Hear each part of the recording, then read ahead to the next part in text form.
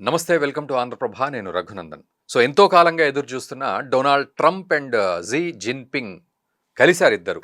South Korea గ్యాంగ్జోలో APEC meeting summit అవుతోంది. దాని సైడ్ లైన్స్‌లో వీళ్ళు కలిసారు.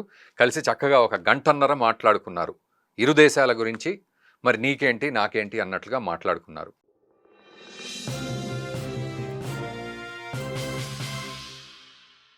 ఇప్పటివరకు మనం టారిఫ్ వార్ చూసాం. అమెరికా మన భారత్ మీద వేసిన టారిఫ్ వార్ విషయం చూసాము.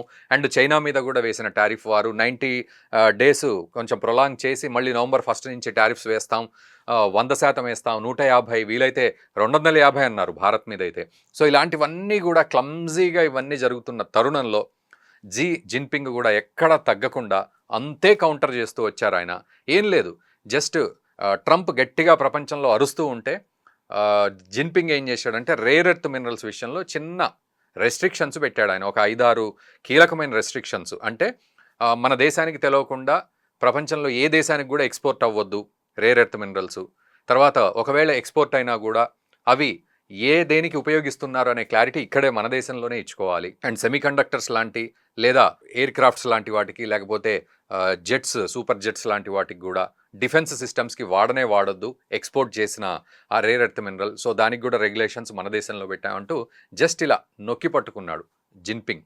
దెబ్బకి డొనాల్డ్ ట్రంప్ లాంటి పెద్దన్న పాత్ర పోషించే అమెరికా అధ్యక్షుడు కూడా దిగి రావాల్సి వచ్చింది. లిటిల్గా అమెరికా లాజిక్ ఇక్కడ ఎలా ఉంటుంది అంటే, ఫస్ట్ ఆఫ్ ఆల్ అమెరికా కానీ డొనాల్డ్ ట్రంప్ విషయానికి వస్తే ప్రపంచం మీద ఒక యుద్ధం ప్రకటించినట్టుగా చేస్తారు వాళ్ళు.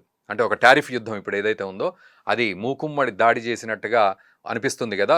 ఆ రకంగా చుట్టూ దాడి చేసేసి అన్నిట్లలో టారిఫ్లు వేసి వాళ్ళను ఉక్కిరిబిక్కిరి చేస్తే ఆ దేశం అప్పుడు కాళ్ళబేరానికి వస్తుంది. సపోజ్ మెక్సికో లాంటి దేశం కాళ్ళబేరానికి వచ్చేసింది. అండ్ భారత్ లాంటి దేశం కొంత టఫ్ ఇచ్చింది. చైనా అయితే విపరీతమైన టఫ్ ఇవ్వడంతో డొనాల్డ్ ట్రంప్ కూడా అనుకున్నాడు, ఇదంతా మళ్ళీ నాకే బూమెరంగ్ అయ్యే అవకాశం ఉంది, కాబట్టి మనం ఇప్పుడు రంగంలోకి దిగి కాస్త కంఫర్ట్ జోన్ క్రియేట్ చేసి చైనాను కూడా పొగుడుతూ, మొన్న ప్రధాని మోదీని ఎట్లయితే పొగిడారో, హీఈస్ ఎ కిల్లర్, అతని మీద నాకు రెస్పెక్ట్ ఉంది, ప్రేమ ఉంది, అతను తండ్రి లాంటి పాత్ర పోషించే వ్యక్తి అనుకుంటూ చాలా గొప్పగా మాట్లాడుతూ హీఈస్ ద నైసెస్ట్ గై అని చెప్తూ ప్రధాని మోదీని కూడా పొగడడం జరిగింది. అండ్ మనతో కూడా ట్రేడ్ డీల్ జరగబోతోంది. నవంబర్లో అది ఒక కంక్లూజన్కి వస్తుంది.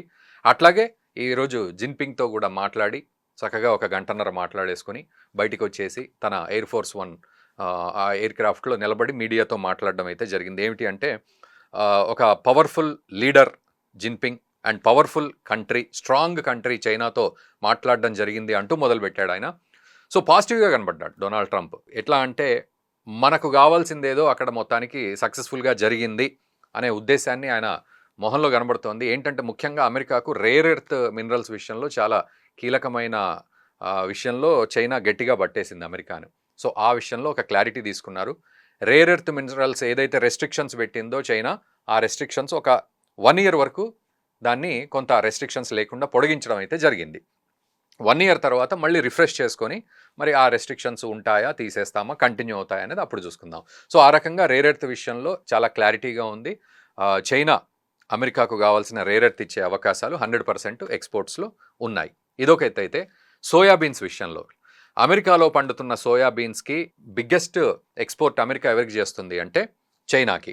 చైనా ఇంపోర్ట్ చేసుకుంటుంది, కానీ చైనా టక్కున ఆపేసింది.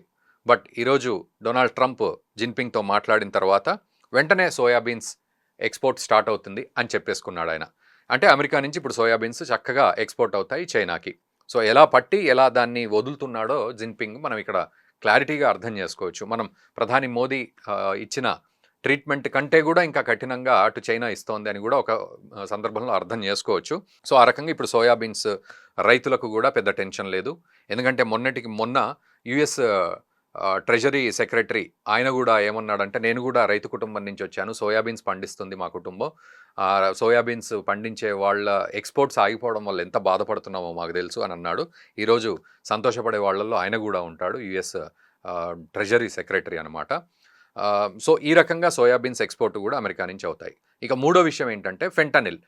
చైనా ఫెంటనిల్ ప్రొడ్యూస్ చేస్తుంది అని, లేకపోతే చైనా పంపించే కెమికల్స్ వల్ల అమెరికా అల్లకల్లోలం అవుతోంది ఫెంటనిల్ వల్ల. అదొక డ్రగ్, అదొక మత్తు డ్రగ్ లాంటిది. అంటే ముఖ్యంగా క్యాన్సర్ పేషెంట్స్కి కానీ, లేకపోతే ఒంట్లో బాగా నొప్పులు ఉన్నాయి అని అంటే ఈ ఫెంటనిల్ డ్రగ్ని ఉపయోగిస్తారు. అది కూడా కేవలం మోతాదు మాత్రమే. కానీ మెక్సికో లాంటి దేశంలో ఫెంటనిల్ని బాగా దాన్ని బయటికి తీసి ఆమె కెమికల్ నుంచి దాన్ని అమెరికాలోకి ఒక డ్రగ్ రూపంలో తీసుకెళ్తుంటే అందరూ డ్రగ్ అడిక్ట్స్ లాగా మారుతున్నారు. లేకపోతే మెడిసిన్స్‌లో అది ఎక్కువగా ఉపయోగించి అల్లకల్లోలం సృష్టిస్తోంది. అక్కడ చైనాలో కరోనా ఎట్లా అల్లకల్లోలం సృష్టించిందో అమెరికాలో ఫెంటనిల్ అట్లా అల్లకల్లోలం సృష్టిస్తోంది అనేది అమెరికా వ్యాప్తంగా ఉన్న ధోరణి. సో ఈరోజు ఫెంటనిల్ విషయంలో కూడా చైనా కట్టడి చేస్తామని మాటిచ్చింది. దాంతో వెంటనే ఏం చేశాడు ఆయన 20% టారిఫ్ ఫెంటనిల్ విషయంలో ఆ టారిఫ్ని 10%కి తగ్గించాడు. దీంతో ఏమైంది ఇప్పుడు చైనా మీద ఉన్న 57% అరౌండ్ అప్రాక్స్ టారిఫ్ ఏదైతే ఉందో అది 47%కి తగ్గినట్టయింది ఫెంటనిల్ 10% తగ్గడం వల్ల. సో ఈ రకంగా ఇప్పుడు చైనా మీద కేవలం 47% మాత్రమే ఉంది. కోర్స్ ఇదంతా కొంత అప్ అండ్ డౌన్ ఉంటుంది గ్రాఫ్లో. సో ఒక ప్రోడక్ట్ విషయంలో కొంత ఎక్కువ ఉంటుంది, ఒక ప్రోడక్ట్ విషయంలో యావరేజ్లో 47% ఇప్పుడు చైనా మీద ఉంది.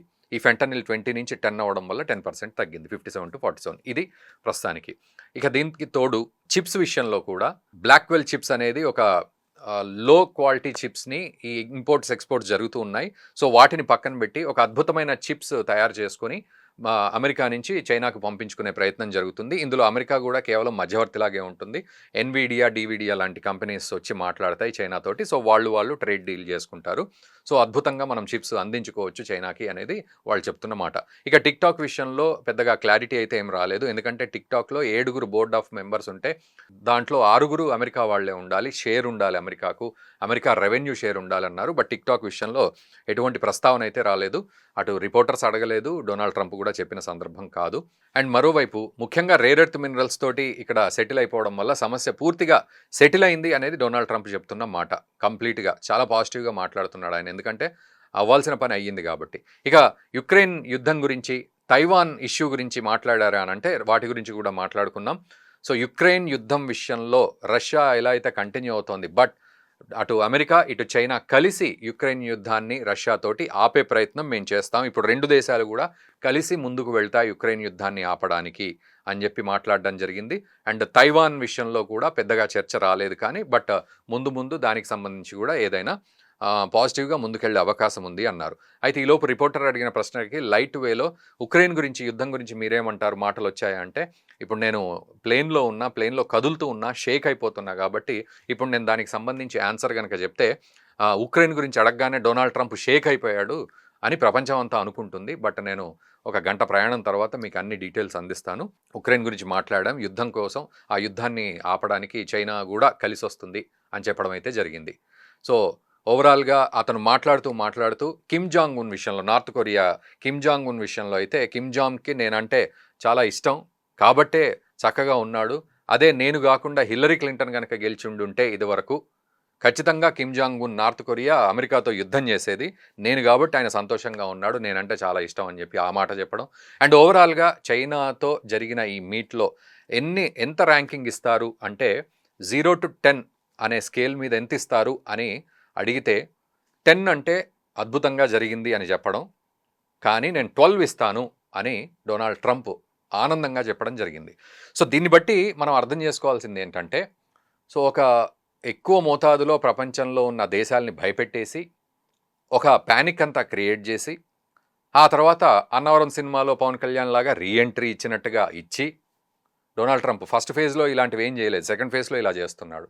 సో ఈ బెదిరింపు ధోరణి, ఆ తర్వాత కొంత సెటిల్ చేసుకునే విషయం, అలా భారత్, చైనా లాంటి దేశాలని కూడా దారికి తెచ్చుకునే ప్రయత్నంలో నేను సక్సెస్ అవుతున్నాను అన్న సంతోషం అక్కడ డొనాల్డ్ ట్రంప్లో కనబడుతోంది.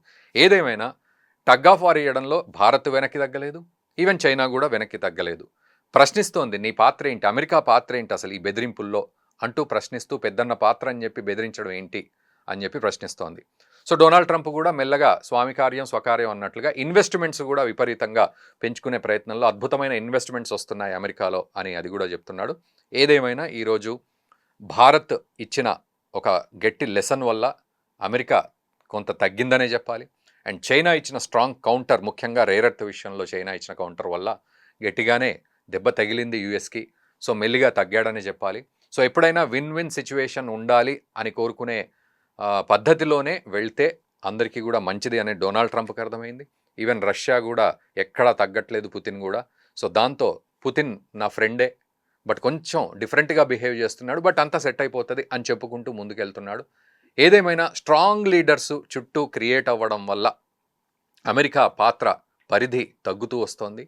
పెద్దన్న పాత్ర అంటూ ఇక కాలం చెల్లదు అనే మెసేజ్ అయితే అండర్లయింగ్ మెసేజ్ మనకు కనపడుతూ ఉంది. అండ్ డొనాల్డ్ ట్రంప్ కూడా తగ్గుతూ విన్ విన్ సిచ్యువేషన్లో ముందుకెళ్తున్నాడు అనడంలో ఎటువంటి సందేహం లేదు. సో భారత్ కూడా ఇలాంటి సందర్భంలో ఎలా ట్రీట్ చేయాలి అంటే ఇప్పుడు చైనా మీద అయితే 57% to 47% టారిఫ్స్ ఉన్నాయి.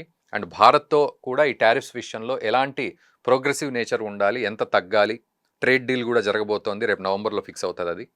సో ఏమనుకుంటున్నారు మీరు? ఈ టారిఫ్లు ఎట్లా తగ్గాలి, భారత్ కూడా ఎలా బిహేవ్ చేయాలనే విషయంలో మీరు ఖచ్చితంగా కామెంట్ చేయండి. అండ్ ఈ ట్రంప్ అండ్ జిన్పింగ్ మీట్ విషయానికి సంబంధించిన వీడియోని మీ మిత్రులకు కూడా షేర్ చేయండి. Thank you very much.